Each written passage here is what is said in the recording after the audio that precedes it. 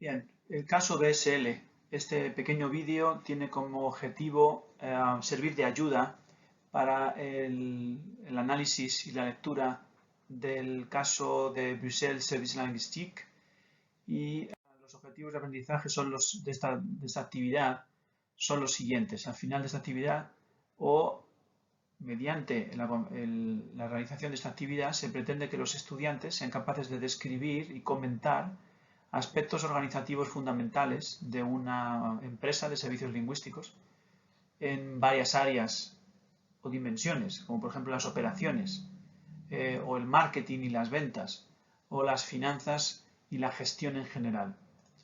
También se pretende o se espera que los estudiantes sepan aislar problemas típicos que se pueden vivir en una empresa o agencia de servicios lingüísticos e intentar asimismo encontrar la causa para estos problemas. Asimismo, se espera que entregando una presentación escrita y oral sean capaces los estudiantes de articular soluciones para uno de estos problemas, o varios. Se aconseja la elección de un problema en particular y aportar un plan de acción para sugerir a la gerencia de esta empresa de forma hipotética posibles soluciones. Y finalmente, ser capaz de manera constructiva de criticar otros planes de acción alternativos aportados por otros estudiantes. La información clave del caso. ¿Qué sabemos sobre la empresa BSL?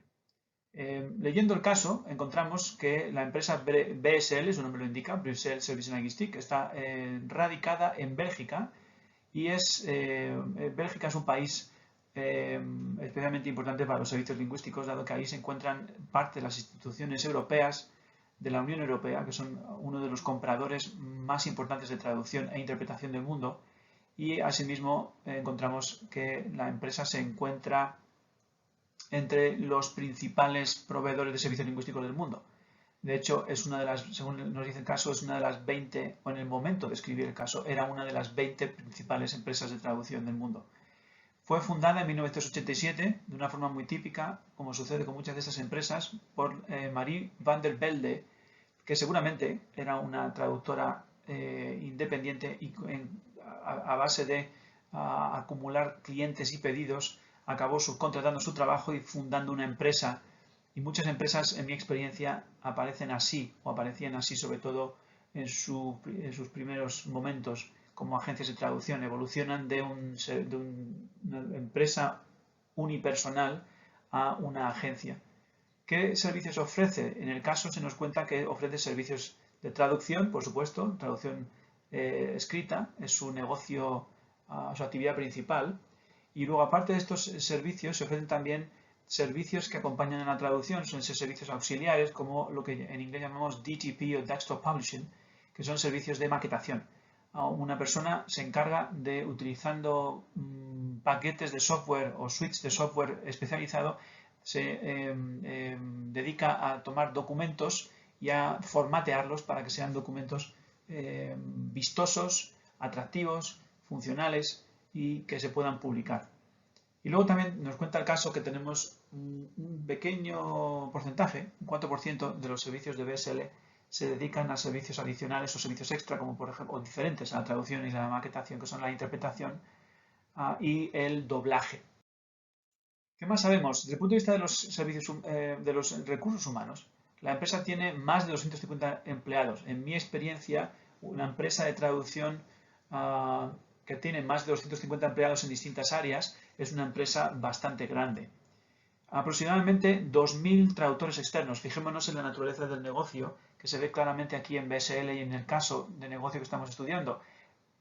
Tiene 0 traductores internos en plantilla, trabajando en la empresa, pero la traducción es su actividad principal. ¿Quién presta estos servicios como actividad principal? Pues los traductores externos, traductores freelance o traductores o proveedores externos de servicios de traducción situados en todo el mundo. El nuevo director gerente, Thomas Martens, extraído o contratado por Marie van der Velde en un momento de crisis para la empresa con una misión muy clara de darle la vuelta o reflotar el negocio. Ventas en 2010, 50 millones de euros y como hemos comentado es una de las principales empresas de Bélgica y una de las 20 principales empresas por tamaño del mundo en prestación de servicios de traducción. Una cuestión interesante del momento de la empresa es que el 70% de sus clientes todavía están situados en Bélgica. Es una empresa de cobertura muy nacional, cuando muchas empresas de este tipo, y estamos hablando ya de 2000, de mediados de la... Más allá, estamos entrando en la segunda década de 2010. Así que es una empresa que no está tan internacionalizada como muchas otras empresas de servicios de traducción. Visto un poco la presentación de esta empresa, en la que tenemos, no debemos de olvidar quiénes son los protagonistas. Por un lado tenemos al señor Martens, que es el nuevo director gerente, que tiene una misión muy clara y es intentar sacar el negocio de la situación de crisis en la que se encuentra. Y luego también tenemos a Marie van der Velde, que es la fundadora de la empresa y que tiene algunas características como empresaria y como emprendedora que luego vamos a tener que intentar vamos a tener que volver a ellas porque son fundamentales para las dificultades para los problemas que hay que resolver en el caso. Amenazas y problemas. Tenemos algunos problemas explícitos e implícitos. Como siempre, es útil, pienso yo, tanto en los negocios como en la vida en general, es priorizar cuáles son los problemas más graves. Porque hay una jerarquía de problemas. Y no todos los problemas, pues merece la pena solucionarlos, pero algunos hay que solucionarlos antes que otros. Porque algunos de esos problemas, si no se solucionan, hacen que los demás problemas, los problemas secundarios, sean redundantes, dado que la empresa ya no existirá. Entonces, debemos intentar creo que es siempre útil, en esta situación también lo es, establecer una jerarquía de problemas. Los problemas fundamentales son, en mi opinión, que las ventas han caído y que la rentabilidad también está disminuyendo. Como veis ahí tenemos el término sales, el término profitability, que respectivamente son o se traducen en muchas ocasiones por ingresos o ventas desde el punto de vista de sales, y profitability hablamos de la rentabilidad, entendido como rentabilidad financiera. No vamos a poder evitar hablar de algunos asuntos de tipo financiero y contable, dado que al final la contabilidad es el lenguaje que se emplea para traducir a dinero todas las actividades de una empresa y por lo tanto trata cuestiones fundamentales para la sostenibilidad y la supervivencia de una empresa. Así que conviene recordar qué son las ventas. Cuando hablamos de ventas, algunas traducciones del término ventas son sales, sales revenue, total sales revenue. Aquí lo que hablamos es de cifra de negocio, todos estos son sinónimos, volumen de negocio, cifra de negocio, volumen de ventas, ingresos por ventas, que suelen ser brutos, sin descontar todavía nada. Es decir, la facturación, las ventas de BSL en el primer trimestre del año, enero, febrero y marzo, sería el importe total en euros de todos los pedidos de traducción, todos los pedidos de todos los tipos de servicios en total, sin quitarles o reducirles ningún tipo de coste o de deducción monetaria de ningún tipo. Cuidado, porque ya hemos hablado de esta cuestión de la facturación como traducción de sales. No confundamos facturación con la factura, que obviamente es un documento en el que aparece una cantidad a deber, invoice o bill. Como vemos, también otro aspecto fundamental que tiene que ver con el otro problema es profitability o rentabilidad. La rentabilidad de BSL ha estado cayendo, estamos perdiendo rentabilidad. La rentabilidad aparece en el caso como el BAI, o beneficio antes de impuestos. Es decir, lo que la empresa ha ganado antes de pagar impuestos, antes de descontar el pago de impuestos. Como veremos dentro de un momento en uno de los estados financieros importantes de la empresa, la rentabilidad es fundamental. En este caso estamos hablando de la rentabilidad financiera, es decir, cuánto dinero puesto o invertido en una empresa está dando rentabilidad. Es decir, por cada dólar que yo pongo en un negocio, ¿cuántos dólares estoy recibiendo? Y de esa manera puedo ver si me merece la pena o no seguir invirtiendo en esa empresa, ¿verdad? Entonces tenemos por un lado esa idea de cómo está rentando el capital invertido en una empresa y por otro lado tenemos también una de las líneas importantes de la llamada cuenta de resultados o Profit and Loss Account, que es importante para nosotros para entender por qué esta cuestión del descenso de la rentabilidad es una amenaza importante para la empresa. Es necesario entonces hacer un rápido recorrido a los aspectos fundamentales de la llamada cuenta de resultados. Es uno de los documentos que usa la empresa para saber cómo está, digamos, cómo van las ventas, los ingresos y cómo van en la relación de estos ingresos con los costes, a fin de saber cuál es el beneficio de la empresa. Una definición de trabajo, pues, de las muchas que hay, la he tomado del libro de Amat de 2008. Aquí la cuenta de resultados se la define como el documento contable en el que se reflejan los ingresos, los gastos y el resultado del periodo, ya sea beneficio o pérdidas. Beneficio si es positivo, pérdidas si es negativo. Tenemos aquí, entonces hemos visto que hay una suma, hay una resta y una ecuación básica. Por un lado tenemos los ingresos, o revenues o sales, es decir, el valor total de los pedidos que hemos recibido en un periodo de tiempo. Es decir, para BSL, cuánto dinero en traducciones o en pedidos hemos recibido en un mes o en 3 meses, un trimestre, ¿no? A ello, eso no es lo que hemos ganado, obviamente, porque tenemos unos costes. Entonces hay que reducirle los gastos o los costes del negocio, con lo cual nos queda un resultado.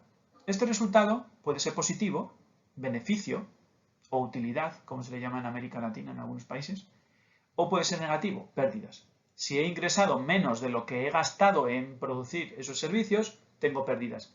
Si mis ingresos superan a mis gastos, perfecto, tenemos beneficio. Y ese beneficio es positivo, o sea, es un resultado positivo. Entonces no me interesa tanto la traducción como ver rápidamente, de forma resumida, una cuenta de resultados típica. Tenemos por un lado, para empezar, un movimiento positivo. Por eso tenemos aquí, esto es positivo, que son las ventas brutas del ejercicio, es decir, la cantidad de dinero que hemos producido en ventas, en ingresos por un número total de pedidos o de productos. A ello tenemos que quitarle directamente algunas cosas. Por ejemplo, las devoluciones. Amazon tiene que quitar, obviamente, deducir, restar a sus ventas brutas de un periodo todas las devoluciones que han hecho los clientes insatisfechos con sus productos. Una empresa de traducción también puede hacer devoluciones. Si un cliente no está de acuerdo con la calidad de un proyecto, uno puede decidir hacerle una devolución del 50% o una devolución total. También descuentos comerciales. Si nosotros hacemos descuentos y promociones reducciones de precios, por ejemplo, para fomentar las ventas, también hay que descontarlas de esas ventas brutas. Si ustedes cuentan, ya tenemos las ventas netas. Hemos empezado a reducir. Ya no son brutas, gross, sino netas, porque hemos empezado a restar cantidades a estos ingresos o a estas ventas brutas. Echad un vistazo aquí a esta sección. Tenemos el coste de la mercancía vendida y los gastos de explotación. ¿Qué me cuesta a mí como empresa producir mis traducciones o cualquier otro producto que yo fabrique? Aquí tenemos que introducir todos esos costes que tienen que ver con la producción de nuestros productos o la prestación de nuestros servicios, como por ejemplo los salarios de los empleados, el pago de la electricidad, el agua, suministros, materias primas. Todo esto se descuenta en esta zona. Aquí están los gastos de mi negocio, en esta zona de aquí.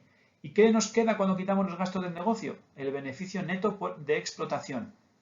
Beneficio neto de explotación. Es decir, lo que queda después de quitarle a mis ventas brutas o mis ingresos brutos los costes de fabricar mis productos o prestar servicios. ¿Qué tenemos después? De un punto de vista muy general, empezamos a quitar, veis, más cosas.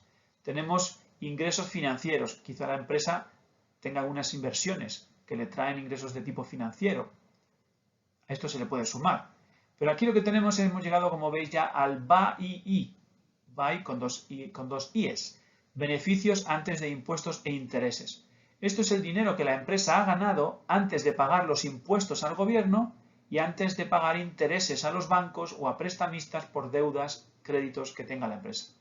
Si le quito los gastos financieros a este beneficio antes de impuestos e intereses, el BAI, ya tengo el BAI a secas. Es el beneficio antes de impuestos y hay que quitarle intereses. ¿Vale? Es una errata. Entonces tenemos beneficio antes de impuestos, BAI. ¿Y qué pasa aquí? Pues que me quitan el beneficio, el impuesto de beneficio y, perdón, aquí tenemos el BAI famoso, el verde, que vamos a volver a él después, por eso es importante que lo recordéis. Beneficio antes de ingresos. Tenemos aquí una línea repetida. Quizá tengas socios en la empresa o inversionistas o inversores a los que yo tengo que pagarle una parte de mis beneficios pues, por tener ellos participaciones en la empresa. Entonces yo les pagaría dividendos y al final me queda lo que en inglés llamamos the bottom line, porque está aquí, en el fondo, al final de todo. Es el beneficio retenido o el beneficio neto, ¿verdad? O el margen de beneficio neto. He quitado todos los costes y ya esto es lo que me ha quedado en limpio al final, ¿vale? Recordemos este beneficio antes de impuestos porque eso es a eso nos referimos cuando hablamos de la rentabilidad, que está bajando la rentabilidad, están bajando nuestros márgenes y nuestros beneficios, ¿vale? Otra forma de verlo también es la cuestión relacionada con el aspecto de cuánto, por cada dólar que he puesto o que María Van der Velde ha puesto en la empresa, cuánto dinero está recibiendo ella como rentabilidad. Eso es otra manera de ver la rentabilidad o profitability. El otro aspecto entonces son las ventas. Las ventas están descendiendo. Aquí tenemos un gráfico hecho por alumnos, Elena Arana, Trevor Clark, Sean Faber y Keaton Farnsworth. Y ellos en este gráfico, que es muy ilustrativo, enseñan por un lado las ventas en maquetación, DTP, servicios de formateado de documentos, las ventas por traducciones, recordemos que las traducciones son el negocio, digamos la actividad principal, nuestro principal negocio, nuestro principal servicio, y finalmente la venta por otros servicios. Como veis, en 2007 a 2010 lo que hemos tenido aquí es una pérdida, un descenso, en 2008 del 5% y en 2009 del 10%. Cualquiera que conozca un poco de la historia reciente sabe que en 2008 se produjo la famosa crisis de las subprime.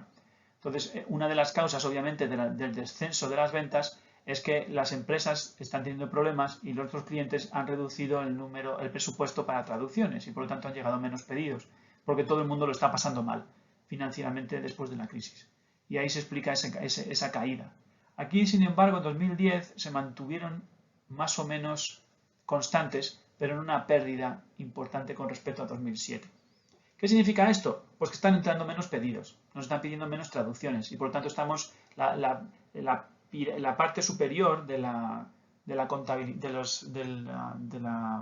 cuenta de resultados, las ventas brutas, está descendiendo, están entrando menos ingresos a la empresa, por lo tanto el beneficio va a sufrir, porque a esas ventas es a lo que debemos de quitarle todos esos costes. Y eso es uno de los factores importantes en el que el beneficio caiga también, el descenso de las ventas. Y así que las ventas están cayendo.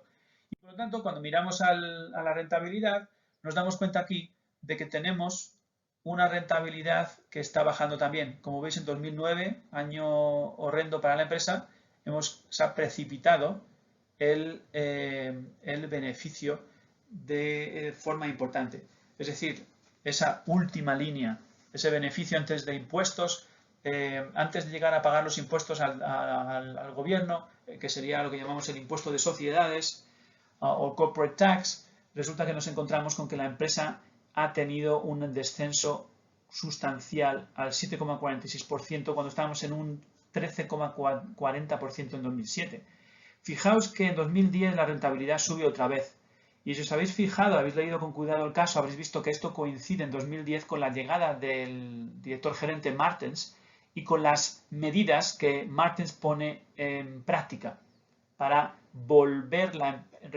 digamos que encuentra la empresa en un estado casi comatoso y le aplica pues un tratamiento de shock, un tratamiento de choque para devolver a la empresa a los niveles anteriores o lo más cercano a los niveles anteriores de rentabilidad. ¿Cómo puede hacer esto? De varias maneras. Una de ellas, como habéis visto en el caso, consiste, como veremos después, en hacer lo que llamamos en el argot de la empresa un ajuste de plantilla o un reajuste de personal. Obviamente una de las maneras, por eso escuchamos siempre cuando hay crisis, una de las primeras cosas que hacen las empresas son despedir a personal, despedir a empleados, porque de esa manera reducen esa zona que dijimos que hay de costes antes, en la columna de la Profit and Loss Account, de la cuenta de resultados, porque ya tenemos menos costes de explotación. Por lo tanto, la cantidad de ventas es mayor a medida que vamos eliminando costes o haciendo deducciones. Una forma sencilla y rápida de devolver la empresa a márgenes de beneficio superiores es recortar personal, recortar costes de recursos humanos. Y eso es lo que hizo Martens. Por eso la empresa está tan mal aquí en rojo, pero de repente vuelve otra vez a estar casi a los niveles de 2007 de rentabilidad debido al ajuste de personal. En el caso habla un poco de esto y creo que después vamos a comentar alguna de estas cosas cuando hablemos de esta cuestión. Precisamente ahora, Thomas tiene que tomar algunas medidas urgentes. Algunas de ellas es, primero, se pone a echar un vistazo de cerca a la estructura de costes de la empresa. Y aquí empieza a aplicar lo que se llama un sistema de costes ABC o Activity Based Costing. Es decir, se plantea una serie de preguntas. ¿Qué hacemos en la empresa, en los distintos departamentos? ¿Y qué costes generan estas actividades? ¿Vale? Entonces, en el sistema de costes ABC o sistema de control de costes por actividad, simplemente lo que hay que hacer es una auditoría de todas las actividades de la empresa y como veis en el caso aparecen explicadas las distintas fases de un proyecto, todas las personas que participan en la recepción de una traducción, hacer un presupuesto, controlar el formato del documento, sacar la traducción para que la haga un traductor externo, las revisiones, etc. Todas esas áreas, y en este caso son las operaciones, porque también hay otras. Hay gente que se dedica a hacer facturas, hay gente que se dedica a hacer administración. Entonces, hay gestores, hay muchas áreas en la empresa. Entonces, lo que hace, para empezar, en este caso, Thomas Martens, es hacer una auditoría de costes. Encuentra los llamados centros de costes, distintas categorías o áreas de la empresa que generan actividades, y estas actividades todas generan un coste.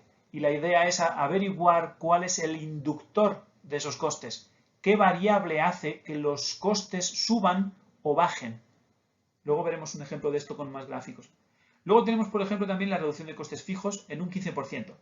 Y aquí lo que hizo fue, si os acordáis en el caso, ofrecer a ciertos gestores de proyecto, responsables de proyecto, que se convirtieran en traductores freelance para que tuvieran al menos algo de trabajo, pero con eso lo que hace es que elimina sueldos y despide a empleados. Con lo cual reduce los costes en un 15% y devuelve la empresa a los niveles históricos o anteriores de rentabilidad. También echa una mirada muy cercana y cuidadosa a la forma que tiene BSL de poner o fijar precios a sus servicios, lo cual vamos a ver que es muy importante en el caso. ¿Cómo fijamos los precios a nuestras traducciones? Y también analiza la rentabilidad por cliente para saber qué clientes generan beneficio y qué clientes generan costes o incluso, en este caso, pérdidas. Y finalmente, pues pide a Marie van der Velde una reunión urgente para compartir con ella lo que ha averiguado. En esta reunión, una reunión muy interesante en la que quizá podemos utilizar como una especie de referencia para ponernos en el punto de vista de un consultor que ha venido allí con Martens para hablar con la jefa o con los dos, ¿no? O quizá podéis tomar el papel del señor Martens para explicar lo que consideráis que son los problemas fundamentales de la empresa y cómo se pueden resolver. Aquí hay una serie de cuestiones importantes que trata el señor Martens con Marie van der Velde. Primero, como habréis visto ya al estudiar el caso, nuestros precios no están en consonancia con nuestros costes. Cada proyecto de traducción es diferente a los otros. Y nosotros tenemos una manera de ponerle un precio a la traducción que no siempre refleja las actividades necesarias para que esa traducción sea devuelta al cliente y por lo tanto los costes que estas actividades generan no siempre están reflejados en nuestros precios. Por lo tanto, no todos los clientes son rentables. Algunos clientes hacen que perdamos dinero porque los costes que generan son superiores a los ingresos que nos trae ese proyecto de traducción.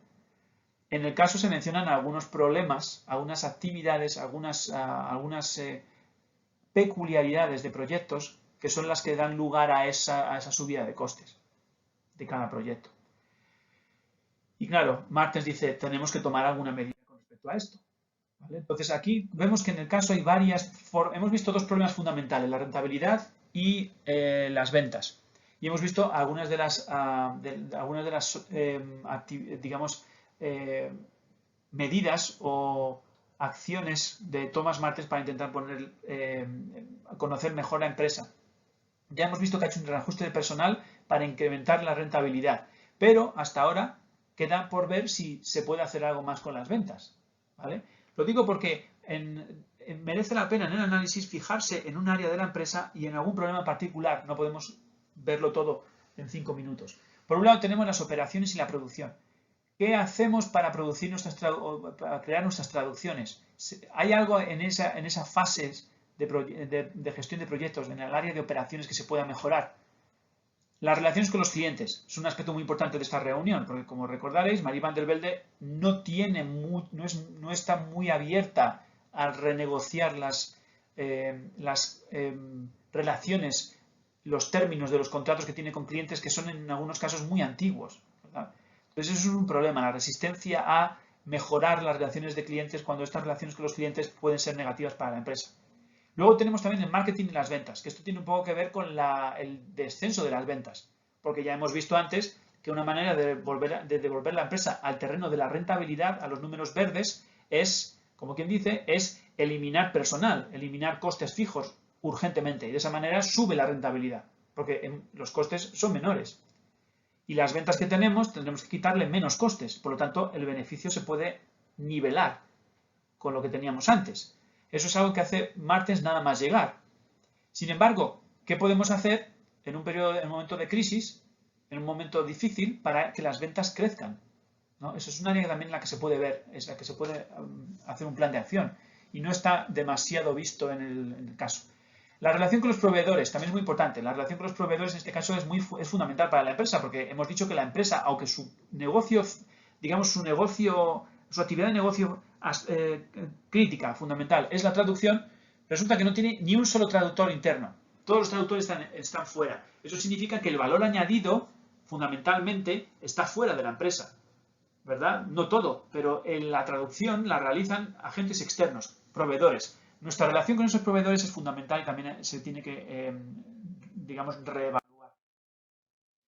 Como recordaréis, podemos hablar de los costes para empezar, ¿no? Entonces tenemos, por ejemplo, como estábamos hablando de que los costes, nuestros precios no reflejan todos los costes que hay en cada traducción, pues Martens tendrá que explicarle que el famoso CTE o coste de las ventas o coste de la traducción externa no es el único coste de las ventas. Es decir, lo que nosotros le pagamos a los traductores no es el único coste, que es lo que es quizá una premisa que tiene la empresa hasta ahora, una falsa idea, es que lo que nos cuesta una traducción es principalmente el coste externo de la traducción, es decir, lo que nos cobra por palabra el traductor externo. Pero hay otros costes.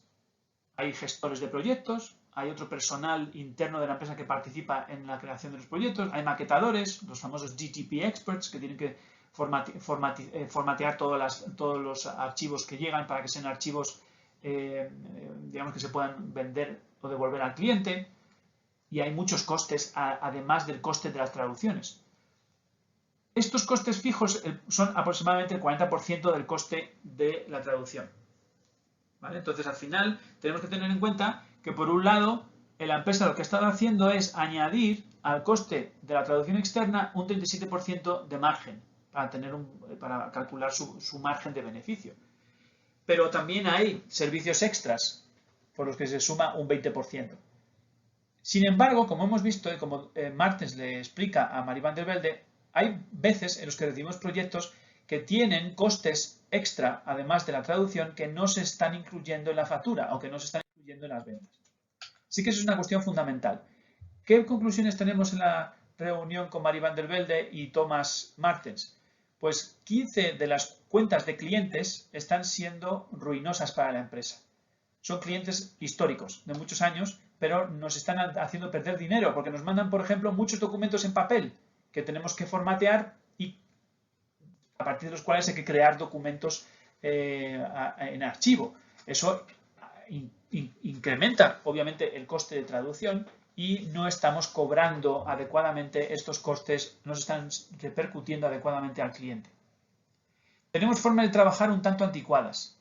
Y aquí quizá podáis tener alguna pues es otra avenida interesante de estudio para el caso, que nos puede llevar en muchas distintas, todas las áreas de la empresa pueden llevarnos y los problemas nos pueden llevar en distintas direcciones. ¿Están utilizando tecnología adecuadamente para intentar rebajar los costes y mejorar la calidad de la traducción y agilizar los procesos? Entonces, la cuestión aquí es ver este descenso de las ventas, cómo podríamos compensarlo no solo con recortes de gastos internos, porque llegará un momento que ya no podremos reducir más costes, sino también tenemos que traer más clientes. ¿Qué podemos hacer para traer más clientes y poder abordar uno de los dos problemas clave que decíamos antes? Ventas disminuidas, rentabilidad disminuida. ¿Vale? La rentabilidad siempre es bueno mejorarla, lo mejor posible, pero también podemos mejorarla trayendo más ingresos, más ventas. Y la empresa necesita facturación, necesita clientes. ¿Qué consejos les podríamos dar a ellos? ¿Qué haríais vosotros si fuerais los gerentes o si fuerais un consultor externo? ¿En qué problema os fijaríais? ¿En las ventas? ¿Cómo mejorar las ventas? ¿Cómo seguir mejorando la rentabilidad mediante un control de costes mucho más estricto? ¿Cómo? Simplemente, para terminar, rápidamente tenéis aquí unos cuantos gráficos más que ejemplifican la cuestión, por ejemplo, de los costes. Como veis, el coste de la traducción externa ha ido descendiendo. Por supuesto que ha descendido en 2009 y 2010, porque para empezar tenemos menos trabajo. Han entrado menos pedidos, por lo tanto hemos necesitado los servicios de nuestros traductores mucho menos. Esa es una de las posibles explicaciones para la disminución del coste de la traducción externa. También podría ser que una empresa gestione mejor las relaciones con los clientes, con sus clientes, por ejemplo, pero también con sus proveedores y consiga más proveedores con mejores precios y negocie los precios con ellos para poder digamos, reducir el coste de la traducción externa. Pero principalmente, según lo que sabemos, esto tiene que ver con la falta de actividad. La rentabilidad, ya lo veíamos hace un momento, lo hemos comentado, como vuelve otra vez la acción de reducir personal y reestructurar la empresa y reestructurar los costes fijos, sobre todo de recursos humanos y de salarios, hace que la empresa vuelva otra vez a niveles históricos de rentabilidad. Como veis, los gastos también descienden en 2010. Obviamente, todo este espacio de aquí son empleados que antes estaban en la empresa y ya no están. Y por lo tanto, los gastos fijos han sido importantes a la hora de reducir esos costes con la reestructuración de la empresa. Lo mismo aquí con los totales de beneficio antes de impuestos. El beneficio antes de impuestos obviamente ha subido de esa manera radical entre 2009 y 2010 porque hemos reducido costes fijos y costes importantes, que son los costes del personal. Mejores y peores clientes. Esto está basado en el caso y lo podéis encontrar en las tablas del caso, con otro formato. Clientes que están en números rojos. Hay clientes que nos están haciendo perder dinero y clientes que son más rentables unos que otros. Esta información es muy importante porque quizá haya que ajustar nuestra relación con los clientes de acuerdo con la rentabilidad que nos están dando. Pero el problema en este caso para el señor Martens es convencer a Marie, que es una empresaria que está, digamos en español decimos, chapada a la antigua, es decir, tiene una manera de ver las cosas un poco anticuadas y tiene miedo a los cambios. Y también queda por resolver, porque ya hemos visto algunas cosas que se pueden hacer para trabajar con el problema de la rentabilidad, pero ¿qué pasa con las ventas? ¿Verdad? Entonces, para un plan de acción tenemos que escoger principalmente un problema y también nos puede ayudar para escoger ese problema ver un poco las áreas en las que podemos movernos, ¿verdad? Entonces, nuestras recomendaciones para BSL se pueden basarse en algunas prioridades que están relacionadas con algunas áreas de la empresa. El incremento de las ventas. Esa podría ser una presentación interesante. ¿Cómo decirles qué se podría hacer para incrementar las ventas en la empresa? ¿Cómo podemos traer más negocio? ¿Cómo podemos generar más ventas brutas? También ser más competitivos en el sector. Y esto está relacionado con las ventas. ¿Qué podemos hacer para mejorar? Y esto está relacionado un poco también con las operaciones. ¿Podemos traer e invertir dinero en tecnología para ser más competitivos? Es decir, para poder ofrecer mejores precios o para ofrecer una mejor relación calidad-precio o para ofrecer más servicios de los que ofrecíamos hasta ahora, etc. El aumento del beneficio, aunque básicamente la competitividad también tiene que ver con el control de costes. Somos capaces de hacer un trabajo mejor, igual, mejor o superior a a nuestros competidores, pero a unos precios y con unos costes inferiores para poder tener un mayor beneficio para nosotros. O podemos repercutir, si mejoramos nuestros procesos, podemos hacer que los precios sean menores y somos más competitivos en el sentido de que las empresas prefieren ir con nosotros porque somos más baratos que la competencia. Pero nosotros tenemos márgenes importantes, no los hemos perdido, ¿veis? El aumento del beneficio. ¿Podemos seguir trabajando con margins en el aumento del beneficio? Es decir, ¿podemos reducir nuestros costes aún más para intentar que el beneficio sea mayor? Luego tenemos de qué manera. Hay muchas posibilidades de hacer un plan de recomendaciones y plan de acción. Esto seguimos controlando los costes por actividades. Podemos seguir controlando los costes. ¿Cómo podemos hacer para controlar los costes, sobre todo el coste de la traducción? Esto tiene que ver un poco con lo que decíamos hace unas diapositivas antes sobre la gestión de la relación con los proveedores. ¿Qué podemos hacer para mejorar la eficiencia de la traducción, para mejorar nuestras relaciones con los traductores que tenemos fuera, con nuestra base de traductores? Traer traductores nuevos, renegociar tarifas. ¿Se puede hacer algo para reducir el coste de la traducción? Desde el punto de vista de la empresa es necesario hacerlo para así reducir costes y mejorar el margen de beneficio y la rentabilidad. Y finalmente las operaciones. Quizá penséis que se puede implantar algo de tecnología, traducción automática, traducción con memorias de traducción, para intentar reutilizar nuestros activos en las traducciones anteriores para clientes que tengan textos repetitivos. Hasta ahora no se nos ha dicho que tenga la empresa una inversión. Prácticamente parece que la empresa no ha invertido nada en nuevas tecnologías aplicadas a la traducción. Podría ser que esta inversión en tecnología nos ayudase a mejorar los márgenes y a reducir el coste de la traducción. Eso es otra posibilidad también. Así como veis, hay varias áreas en las que podemos, y esta solamente es una pequeña lista. La idea sería elegir un problema que esté relacionado con un área del negocio y hacer un plan, o diseñar un plan de solución para solucionar este problema con soluciones creativas y soluciones basadas en la digamos, pues en la información del caso, ¿verdad? Entonces, algunas soluciones que podéis tener en cuenta quizá, pues asignar precios a cada una de las actividades del proyecto, ¿veis? Esto está relacionado con nuestros procedimientos de fijación de precios. Y la manera de reflejar estos costes en nuestros precios finales. Negociar el coste de la traducción externa con traductores. Pueden ser nuevos traductores que seleccionamos y añadimos a nuestro principal activo, que es nuestra base de traductores. Daos cuenta que los traductores nos ofrecen el servicio fundamental que está ofreciendo la empresa. Es la actividad central de la empresa, la actividad principal. Entonces, podemos encontrar más traductores y negociar nuevos costes externos de la traducción. O podemos negociar con ellos que si les damos más trabajo nos hagan un descuento también. Y la selección continua de traductores es otro aspecto fundamental de la gestión de proveedores. Estos son solo ideas que podéis quizá aplicar en vuestros planes de mejora para la empresa como consultores externos. Seguimiento de clientes potenciales. ¿Por qué nos han rechazado X número de proyectos, de presupuestos? ¿Por qué 10 empresas vinieron a principios del mes de enero, por ejemplo, y nos pidieron 10 presupuestos, pero al final no nos aceptaron el presupuesto? ¿Podemos llamarles otra vez? Esto está relacionado, por ejemplo, con las ventas, el área de ventas.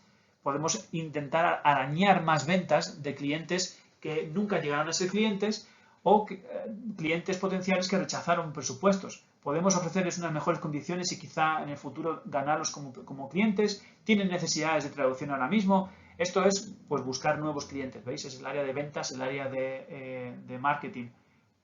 Tenemos también la inversión en tecnologías CAT, Computer Assisted Translation.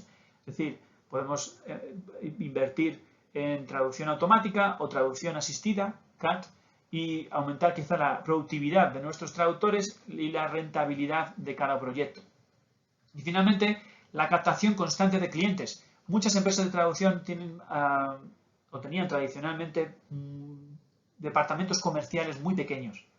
Y la fuerza comercial de una empresa está precisamente en el número de vendedores que están ahí fuera vendiendo nuestros servicios y recibiendo unas comisiones por cada servicio vendido o por cada cliente ganado que sean competitivas y que incentiven la búsqueda de clientes nuevos. Quizá en un clima como el que estamos ahora, el señor Martens podría beneficiarse de hacer una pequeña inversión, aunque son costes fijos, pero debería quizá traer más vendedores para encontrar más clientes y ofrecerles a estos vendedores o desarrolladores de negocio una estructura de salarios fijos más comisiones atractivas. Eso son siempre una lista de posibles planes, de posibles recomendaciones. Así que espero que esta pequeña presentación haya sido útil para añadir algo más de información, de referencia y de contexto al texto del caso y que de esa manera podamos hacer un plan de mejora, un plan de recomendaciones y un plan de acción lo más realista y lo más interesante posible.